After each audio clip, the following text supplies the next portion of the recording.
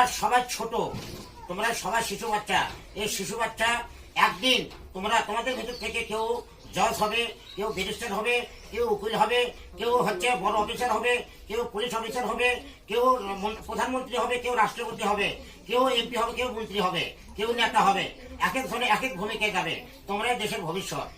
তোমরা ছোট বাচ্চা, তোমরা একদিন এই দেশের জন্য, সমাজের জন্য অবশ্যই কল্যাণ বই আনবা।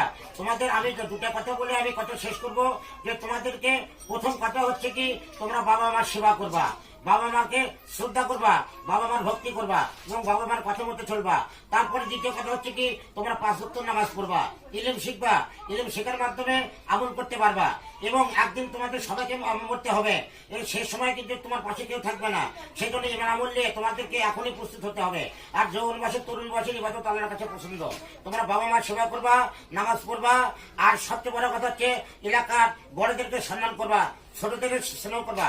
আর এমন শিক্ষা শিক্ষিত হবা যে শিক্ষা দ্বারা যাতে রাষ্ট্রের কল্যাণ সাধিত হয়, সমাজের কল্যাণ সাধিত হয়, মানুষের সেবা সাধিত হয়। এই বলে আমি সবাই সাফল্য কোচিং সেন্টারের সকল ছাত্রছাত্রী এবং অত্র অতিথিবৃন্দের সবার মঙ্গল কামনা করে, দীর্ঘ কামনা করে, সফলতা কামনা করে এখানে শেষ করছি।